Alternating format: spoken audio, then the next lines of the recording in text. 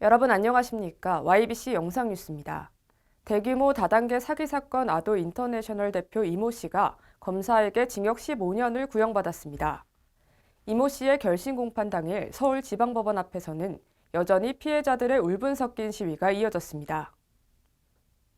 서울중앙지법 형사 25단도 김지영 판사 심리로 14일 열린 결심 공판에서 사기 혐의 등으로 기소된 아도 인터내셔널 대표 이모 씨에게 징역 15년이 구형됐습니다. 아도 인터내셔널은 지난해 2월 전국을 돌며 세미나와 강연을 진행하고 주로 노인층을 대상으로 사기 행각을 벌여 단 3개월 만에 4만 명의 피해자에게 5천억 원을 가로챘습니다.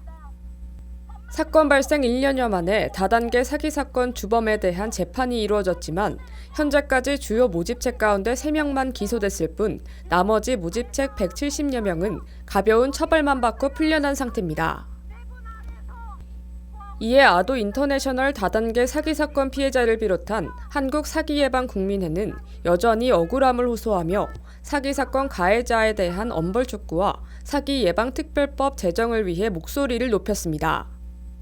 힘없고 뼈없는 사람을 짓밟아도 찍소리 못하니까 양심이 없다면 도저히 할 수 없는 이런 비열한 짓을 하는 변호사님들 때문에 사기꾼은 벌을 받지 않고 또 피해자들에게 위임장을 받아만 가고 고소를 안 해줬기 때문에 아도 사건이 1년이 지난 지금에서야 고소하려고 피해자들이 줄줄이 경찰서 앞에 서 있습니다.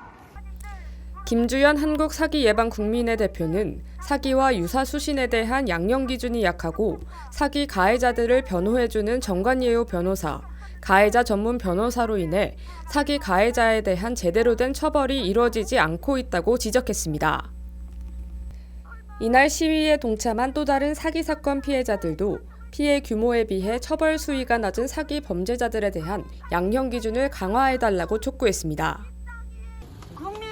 주인인 나라, 국민이 저 국회를 좌우지하며 국민이 특별법도 만들어낼 수 있는 민주주의 법치국가임을 저 가해자들에게 분명히 보여줘야 합니다, 여러분! 전국의 사기 피해자 단체들로 구성된 한국사기예방국민회는 대법원에서 열리는 양형기준 강화를 위한 양형위원회에 사기 및 유사수신에 대한 양형수위 강화 탄원서 5,000장을 전달할 예정입니다. 한편 아도 인터내셔널 다단계 사기 사건 가해자 이모 씨에 대한 최종 판결은 오는 7월 9일 진행될 예정입니다. 반도체, 수소, 일자리 이 모든 걸 아울 수 있는 곳이네. 답 나왔네. 가자. 어딜요? 택시 부르자. 주소는 수소 1번지. 배차됐다. 수소 1번지면 반도체 수소 가시는 거 맞죠? 평택시로 모시겠습니다. 아 맞다.